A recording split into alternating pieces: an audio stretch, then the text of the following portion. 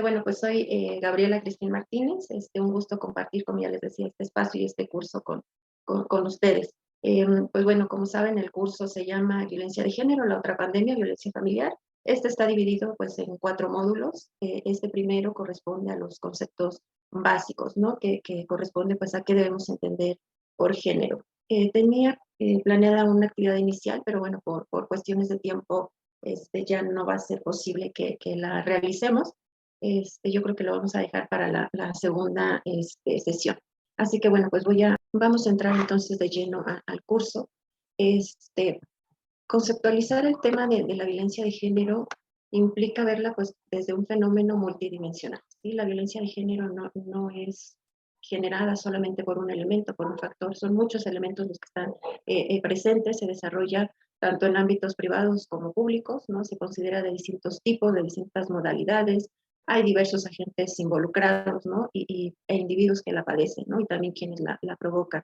Entonces, pues bueno, la violencia de género contra la mujer pues constituye una forma de discriminación y una violencia a los derechos humanos. Esto es así porque causa enormes perjuicios pues a quien la está recibiendo, pero también a la sociedad, ¿no? En general, porque hay sufrimiento para las familias, para la misma persona quien la está padeciendo, ¿no? Impide pues la realización personal, el desarrollo de capacidades de las mujeres, de niñas.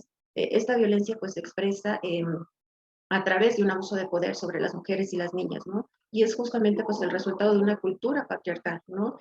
Esto quiere decir que su causa es estructural, ¿no? Son las relaciones desiguales de poder entre hombres y mujeres en la sociedad, por lo que esto se ha convertido en una estrategia política a través de la cual tanto los hombres como las instituciones pues mantienen un prestigio, un dominio, perdón, mediante la sujeción y subordinación femenina. Entonces, ante esto, pues el curso tiene como un objetivo, como una propuesta, pues ofrecer las herramientas estratégicas, ¿no? Para capacitar, para sensibilizar en temas de violencia de género, pero en este caso, pues específicamente aquella que está ocurriendo en el ámbito familiar. Entonces, pues bueno, de ahí que este curso, insisto, pues tenga como este objetivo, ¿no? De la capacitación, pero también de la sensibilización para que pues ustedes que están participando puedan conocer qué es la violencia de género, sus tipos, sus modalidades, respecto a la violencia familiar, así como qué estrategias, ¿no? se han realizado en el país para la prevención y para la atención de esta problemática.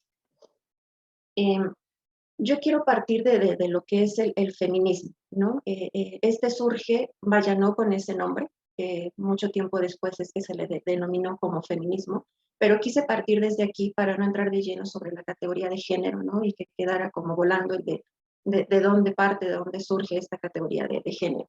De ahí que quiero partir del feminismo, ¿no? Que es entendido como un discurso político que se basa en la justicia, ¿no? Es decir, que es una teoría, pero también es una práctica política articulada por mujeres, ¿no? Que tras analizar la realidad en que estaban viviendo, pues toman conciencia de estas discriminaciones que sufren por razón de ser mujeres, deciden organizarse para acabar justamente con estas discriminaciones, para cambiar la sociedad, y partiendo pues de esta realidad, el feminismo es como se articula como una filosofía política y al mismo tiempo como un movimiento social.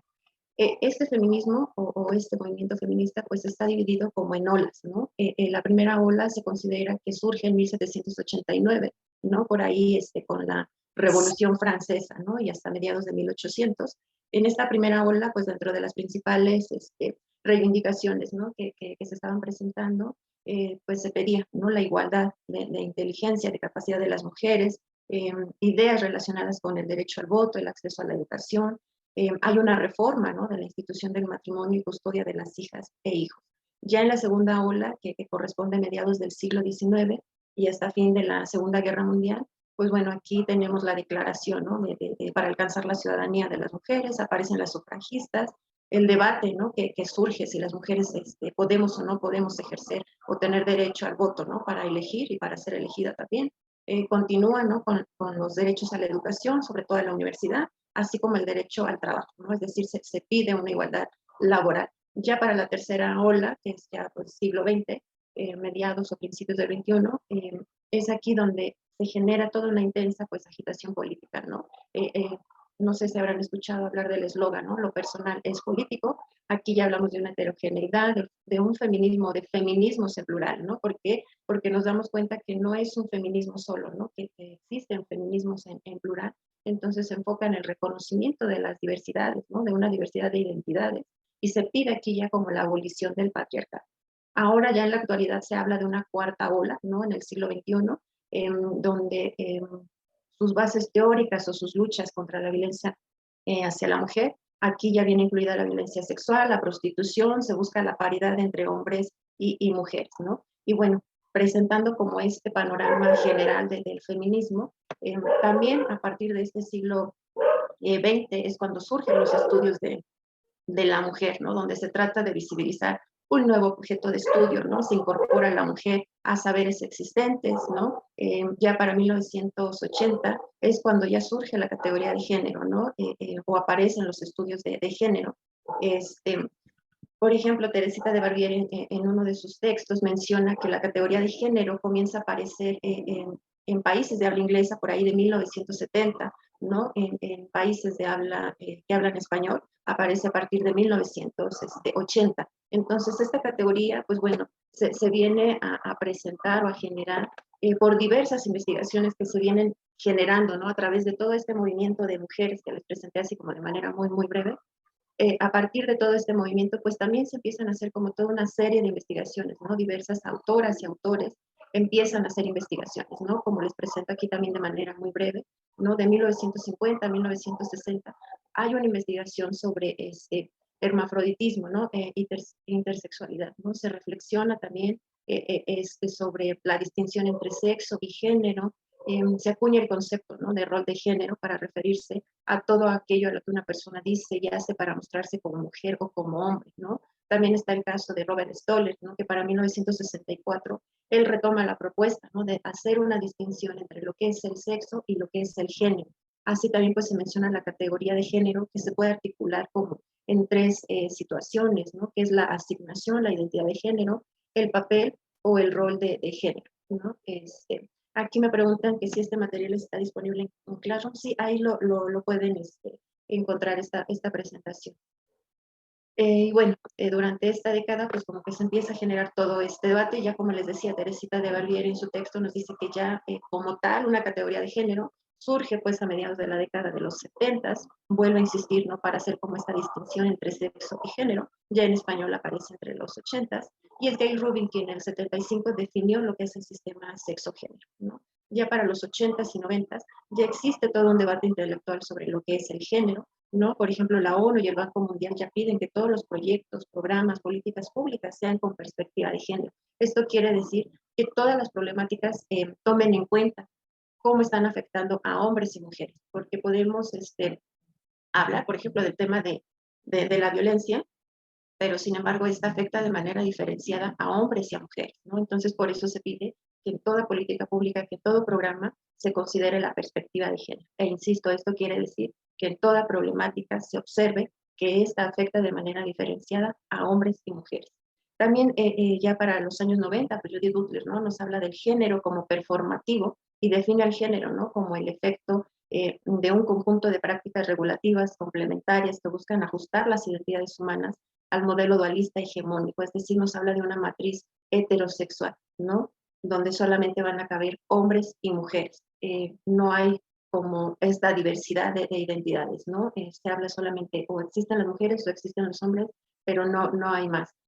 También Joanne Scott, ya para el 96 y 97, pues viene a consolidar la definición de género y la plantea, ¿no? Como con 4 elementos importantes que van a constituir al género, que son los símbolos y mitos, los conceptos normativos, las instituciones, organizaciones y la identidad. Aquí ya engloba como muchos más elementos, ¿no? Que nos vienen a decir que el género no es una cuestión biológica, ¿no? Que no es que hombres y mujeres nos comportemos de tal manera por cuestiones biológicas o anatómicas, sino que hombres y mujeres nos comportamos de cierta manera y ocupamos cierto ámbito de la sociedad, ya sea el público o el privado. ¿Por qué? Por estos símbolos, por estos mitos, por estos conceptos normativos, por estas instituciones que han sido creadas, por estas organizaciones y también por una identidad. Entonces, esto quiere decir que el género pues también va a depender de en qué contexto nos estemos desenvolviendo, ¿sí? Porque no va a ser lo mismo ser mujer para México que ser una mujer en otro país, ¿no? En Europa o en el mismo América Latina, ¿no? Ser mujer puede tener connotaciones muy, muy diferentes o ser hombre. o el comportamiento de una mujer incluso de Ciudad de México a una mujer del estado de Chiapas puede tener complejidades y situaciones muy diversas, ¿no? A una mujer de la Ciudad de México. Entonces, esto es lo que se plantea cuando hablamos de símbolos, mitos, conceptos normativos, instituciones, organizaciones, identidad. Quiere decir que el género viene a estar presente en todos los ámbitos de la sociedad, que va a estar presente en el ámbito público, en el ámbito privado, y que viene a decirnos cómo debemos comportarnos según seamos hombres o según seamos mujeres. Pero por eso hace la distinción entre sexo y género. Sexo pues se refiere a las cuestiones más biológicas, anatómicas, y el género pues ya se refiere más como a una construcción social, ¿no? Insisto que dependerá del contexto en el que nos estemos desenvolviendo. En esta presentación o en esta imagen, pues ya como de manera más sintética les presento, ¿no?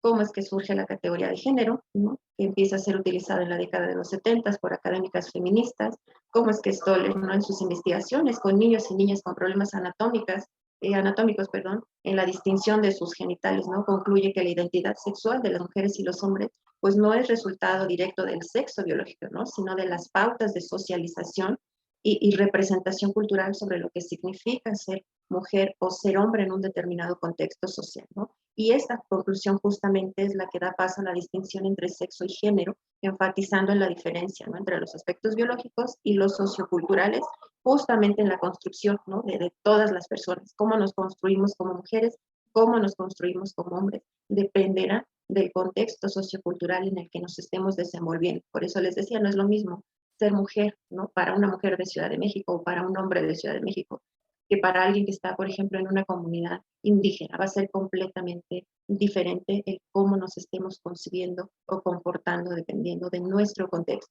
Ya para el 96, como les decía, pues Scott define el género, ¿no? Como un elemento constitutivo de las relaciones sociales que se basa en las diferencias entre los sexos y una forma primaria, ¿no? De las relaciones significantes de poder. Aquí hay un elemento importante porque enfatiza, ¿no? En la distinción, sí, de sexo y género, y el componente relacional, pero agrega un elemento fundamental para el tema que estamos analizando, que es justamente el de las relaciones de poder, ¿no? Ya para Bell Rubin, ¿no? Que nos habla de un sistema sexo-género, que ella lo define como un conjunto de acuerdos, ¿no? Por el cual la sociedad transforma justamente esa sexualidad biológica en productos de la actividad humana y en las cuales estas necesidades sexuales son transformadas. Y bueno, entonces así podemos distinguir que sexo y género no son lo mismo, ¿no? Por un lado, el sexo determina las características anatómicas, mientras que el género es la interpretación cultural de estas características, ¿no? Que viene a determinar el lugar, el papel y posición de mujeres y hombres en la sociedad, ¿no? Esto nos lleva pues al tema de los roles y los estereotipos de género, ¿no? Que también es algo que vamos a abordar en este curso. Bueno, entonces, dentro de todo esto que estamos comentando, hay un elemento importante, gracias, hay un elemento importante que corresponde al proceso de socialización, ¿no? La socialización la podemos entender como la inducción amplia, ¿no? Coherente de un individuo en el mundo objetivo de una sociedad o de un sector de él, ¿no? Esto implica entonces que la socialización es un proceso de aprendizaje mediante el cual vamos interiorizando el conjunto de valores, creencias, aspectos culturales, ¿no? De la sociedad en la que estamos inmersos, ¿no? A lo largo de todo este proceso de socialización o de aprendizaje, vamos justamente pues aprendiendo, ¿no? Cuáles son y cuáles no son los modelos de conducta que están socialmente aceptados, así como las consecuencias que tendría la adopción o no seguir con estos valores que nos están enseñando, ¿no? Como la transgresión de estos valores, ¿no? En la socialización que viene desde el nacimiento, incluso desde antes, y ustedes sabrán, ¿no? Que cuando se anuncia en la familia que hay un embarazo, que viene un nuevo miembro a la familia, lo primero que se pregunta es, ¿qué va a ser? ¿Un niño o niña? Dependiendo de esto, comienza ahí todo un proceso de socialización. ¿Por qué? Porque se empieza a comprar la ropita, ya sea rosa si es niña, azul si es niño, se empieza a decorar también la habitación dependiendo, ¿no? Con colores rosas, con colores azules, dependiendo si va a ser niño o si va a ser niña, ¿no? Entonces, todo este proceso de socialización viene a definir algunos patrones de comportamiento de acuerdo con nuestro sexo biológico, es decir, si somos hombres o si somos mujeres, ¿no? Incluso se empieza a pensar, ¿no? ¿Qué se espera de ese niño o de esa niña, ¿no?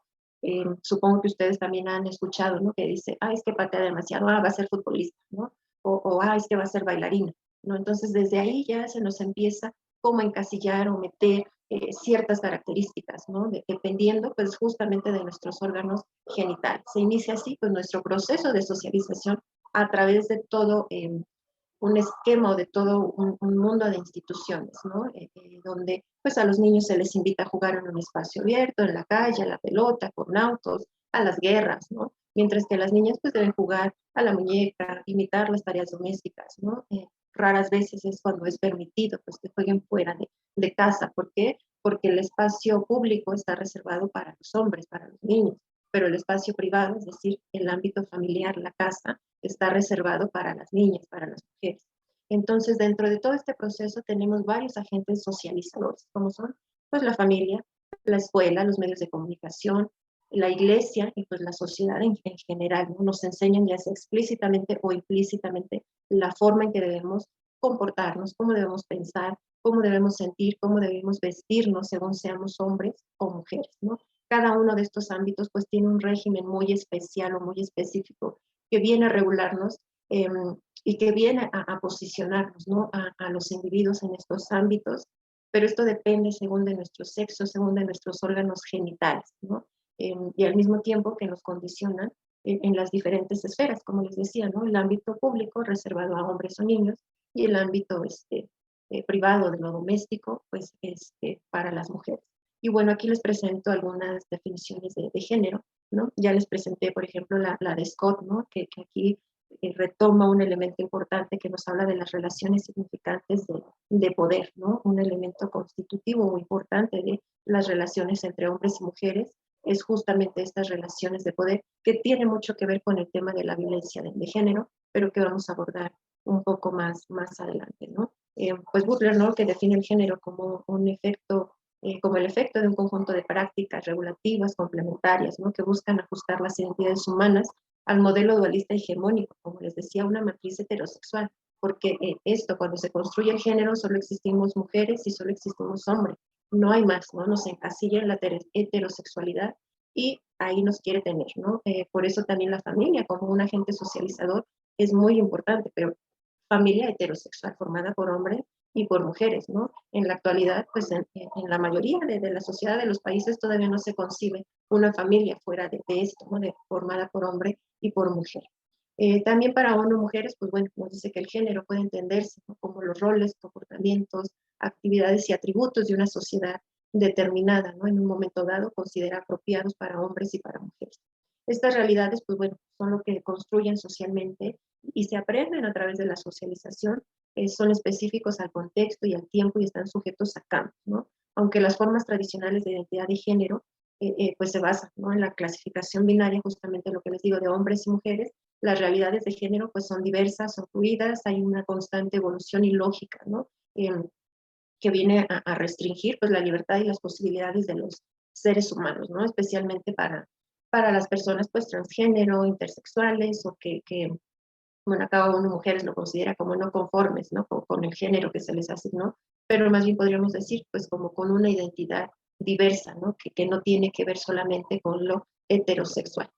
Bueno, algo de lo que les planteé aquí es sobre los roles de género, pero ¿qué debemos entender por los roles de género? ¿No? Esto se refiere, pues bueno, a las expectativas, normas que se espera que las mujeres y que los hombres cumplamos en la sociedad, ¿no? Estos roles de género pues están establecidos social y culturalmente.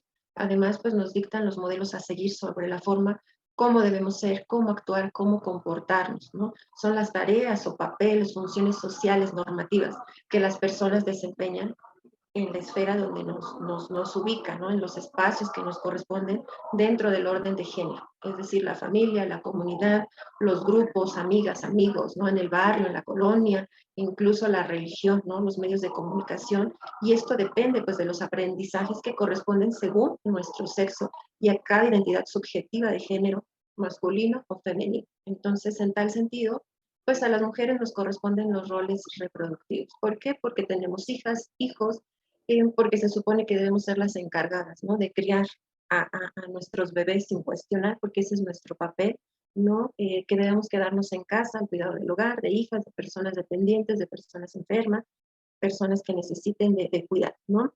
cuando se trabaja fuera del hogar, se inclinan, ¿no? Nuevamente por ofrecernos trabajos que impliquen cuidado, o bien los trabajos informales. ¿Por qué? Porque debemos de atender a la familia. Entonces, cumplir con un trabajo formal muchas de las veces resulta complicado, ¿no? Cubrir con cierto horario. Entonces, por eso se opta muchas de las veces por un trabajo informal para tener pues esa como libertad, entre comillas, ¿no? De elegir los horarios de trabajo y poder llegar a casa y atender a los hijos, hijas o algún persona dependiente, ¿no? O se eligen trabajos de medio tiempo, ¿no? Si ustedes ven, por ejemplo, en los jardines de niños, ¿no? En los kinder, la mayoría son maestras, ¿no? Hay muy pocos hombres que se dediquen a esta profesión, ¿no? De cuidado en un jardín de niños. ¿Por qué?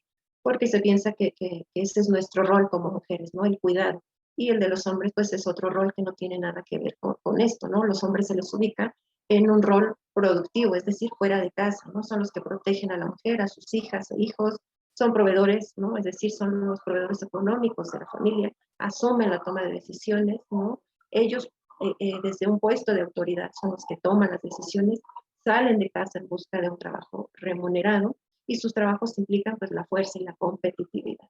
Y esto tiene mucho que ver también con los roles y estereotipos de género, que también quiero presentarles una lámina muy, muy breve sobre este tema, ¿no? De los roles y estereotipos de género. Y bueno, esto también nos lleva entonces, todo esto lo que hemos estado comentando aquí, nos lleva también a lo que son los estereotipos de género.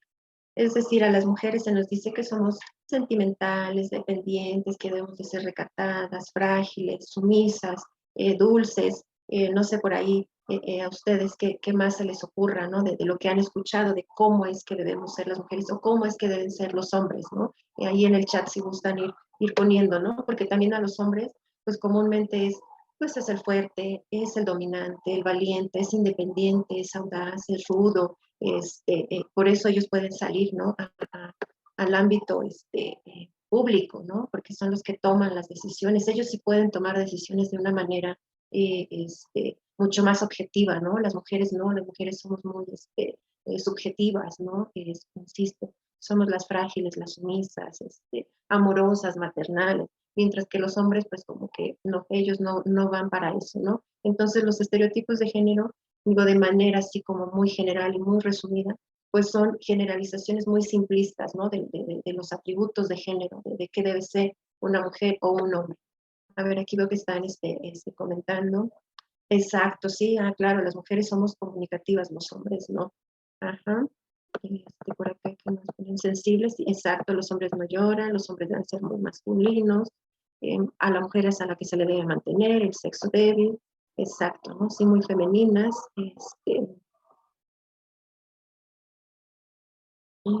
sexo débil, ajá. Solo los hombres deben amar y practicar deporte. Exacto, sí, justamente este tema de la práctica de los deportes, ¿no? Muchas veces se dice, es que ese es un deporte, por ejemplo, el box, es que ese es un deporte para hombres, ¿no? O sea, tú como mujer ni se te ocurra meterte en eso porque las mujeres somos frágiles, ¿no? No podemos estar en un deporte como el box, ¿no?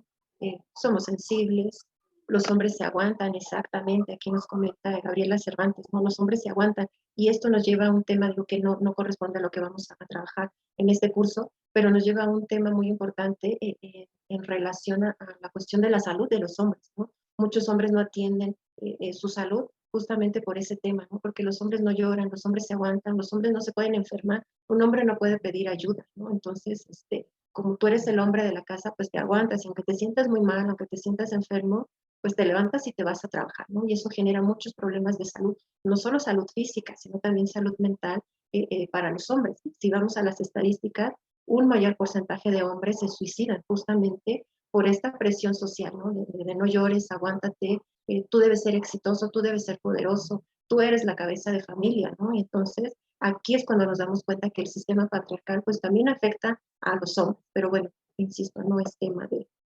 este curso. Las mujeres pueden llorar y sentir, pero los hombres no exactamente. El color rosa solo es para mujeres, así es, que somos comunicativas, comprensivas, que las mujeres son organizadas y los hombres no, exacto. Que las mujeres no deben decir groserías, pero si un hombre lo hace no está mal. Exacto, sí, porque las mujeres debemos de sabernos comportar, ¿no? Que se nos dice siempre, compórtate como mujer, como señorita decente, siéntate como mujer, ¿no? O sea, ahí ya nos están diciendo cómo debemos comportarnos, ¿no? Entonces, una mujer decente, una señorita de su casa no dice groserías, ¿no? No se puede comportar de cierta manera, ¿no? Ah, exacto, también una risa delicada, sí, ¿no? O sea, si te ríes a carcajadas, no, o sea, ya no eres una mujer delicada, ¿no? Ya eres otro tipo de mujer, entre comillas, ¿no? Las mujeres deben ser fieles. Eh, los hombres fieles, exacto, ¿por qué? Porque aquí hay otro tema también con la sexualidad para los hombres, ¿no? A los hombres se les exige una sexualidad desde muy temprana edad, ¿no? A ellos sí se les permite que tengan experiencia en temas de sexualidad, pero a una mujer no, porque una mujer debe ser recatada de su casa, ¿no? Entonces, la mujer no puede tener experiencias sexuales hasta que llega al matrimonio y solo con su esposo, ¿no? Pero con los hombres está permitido que puedan tener incluso múltiples parejas y la infidelidad pues incluso es bien vista, ¿no? Porque pues para eso eres hombre, ¿no? Para que tengas a muchas mujeres. No, ajá, las mujeres no deben trabajar, son amas de casa y deben de cuidar a los hijos, exacto. Las mujeres deben usar cabello largo, el corte es para los hombres, no deben usar cabello largo, exacto, incluso los aretes, ¿no? O el pintarse las uñas, que actualmente ya muchos hombres lo hacen, ¿no? Se ponen el arete, se pintan las uñas, y antes, pues bueno, no, eso era solamente para mujeres, ¿no? ¿Cuál es la diferencia entre roles y estereotipos? Ok, el rol de género es el que se nos ubica en un ámbito. Como les decía hace un momento, los roles para las mujeres es el rol reproductivo. Es decir, las mujeres tenemos hijos, hijas, nos embarazamos, ¿no? Ese es nuestro rol como mujer, embarazarnos, ¿no? Convertirnos en mamás. ¿Por qué? Porque se nos ubica en el ámbito reproductivo, en el ámbito privado, en el ámbito de lo familiar. Ese es un rol. Como mujer te toca el rol reproductivo.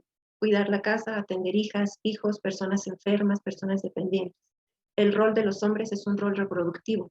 Él sí puede salir de casa, él sí puede ir y conseguir un trabajo remunerado, ¿no? Porque ese es su rol como hombre. Él puede salir, él puede tomar las decisiones, las mujeres no. Entonces se nos ubica en esos roles, en el rol productivo, hombres, rol reproductivo, mujeres, ¿no? Ahora los estereotipos de género es que se piensa que somos, ¿no? Como mujeres se piensa que somos sentimentales, dependientes, maternales, sumisas, amorosas, cuidadosas, ¿no? Como hombres, ¿qué estereotipos se les asigna a los hombres, ¿no? Es el fuerte, es el dominante, es el valiente, él es dependiente.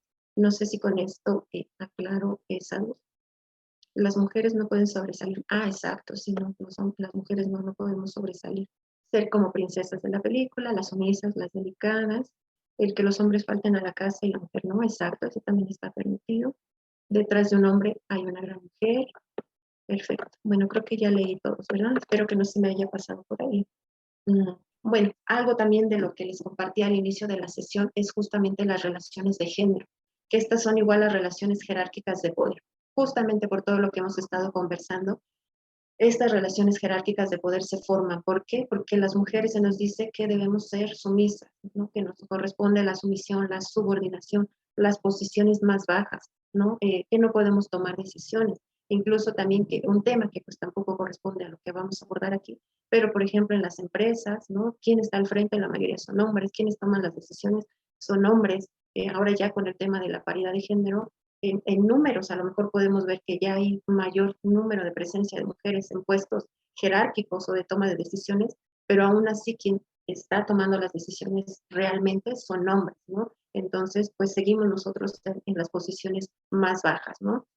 Y a los hombres pues les corresponde la apropiación, el control, una dominación, ¿no? de los hombres sobre las mujeres, ¿no? Que ocupan las posiciones más altas en la sociedad en la toma de decisiones, ¿no? Por ejemplo, en el caso de Oaxaca, hace, no recuerdo si fue el año pasado, una presidenta municipal que fue electa, ¿no? De manera democrática por su comunidad.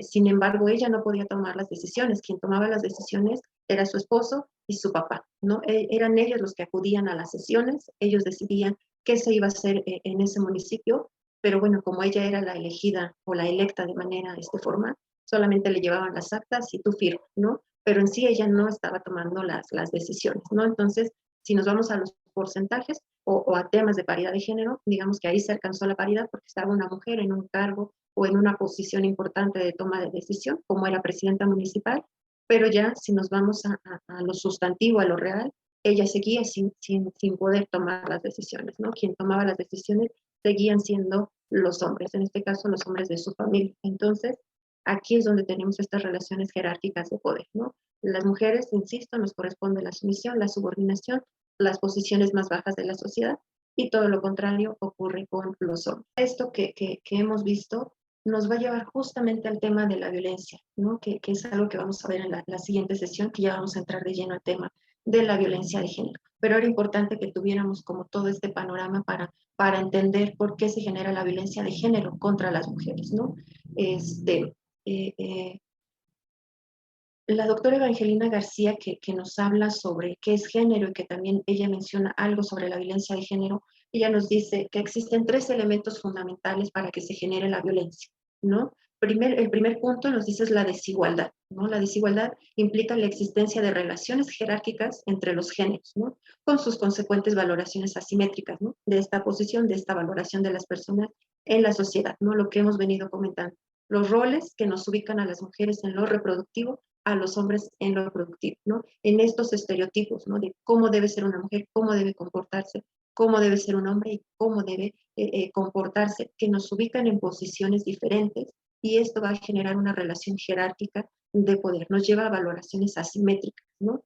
Se valora de manera diferente lo que es y lo que hace un hombre a lo que es y a lo que hace una mujer. Esto nos lleva entonces a una desigualdad. ¿Por qué? Porque lo masculino y el hombre es valorado como superior, como mejor, como más valioso que aquello que corresponde a la mujer o a lo que corresponde a lo femenino. Entonces esto también nos lleva a la discriminación, ¿no? Que representa o viene a representar la discriminación, el mecanismo, ¿no? En forma de valores, normas, prácticas transmitidas a través de todos los mecanismos de socialización que ya les mencioné, que puede ser la familia, los medios de comunicación, la escuela, la comunidad, ¿no? Todos estos mecanismos de socialización comienzan a operar y materializan o concretan esta subordinación de hombres y de mujeres, ¿no? Entonces, más bien de esta subordinación de las mujeres y que se valora como superior o como mejor aquello que corresponde a los hombres o a lo masculino.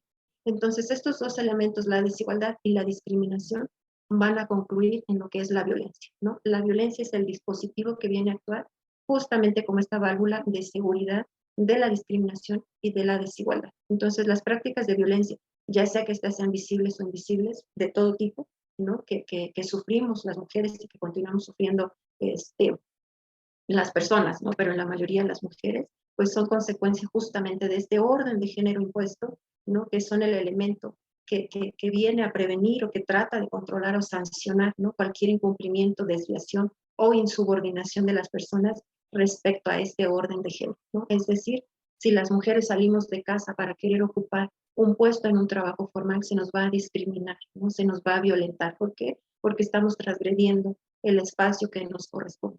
Si nos metemos a analizar, por ejemplo, instituciones que son altamente masculinizadas, ¿no? Como la policía, como los militares, ¿no? Que son altamente masculinizados, cuando una mujer ingresa es violentada. ¿Por qué? Porque es un espacio que corresponde a lo masculino, que corresponde a los hombres. Entonces, espero que se haya entendido, ¿no? Que toda esta socialización viene a generar o viene a concluir en esta desigualdad, en esta discriminación, y que a su vez viene a generar violencia, ¿no? Como les presento aquí de manera muy resumida, estas diferencias biológicas entre hombres y mujeres son las que se traducen en desigualdad, ¿no? Que se refiere a las distintas oportunidades que vienen asociadas, ¿no? Con ser hombres o con ser mujeres en los ámbitos económicos, sociales, políticos, culturales, ¿no? Es decir, en todos los ámbitos de la sociedad, y en la mayoría de las sociedades existen diferencias, ¿no? Entre hombres y mujeres con respecto a las actividades que se desempeñan, su acceso a los recursos, al control de estos mismos recursos y a la participación en la toma de decisiones. Y bueno, con esto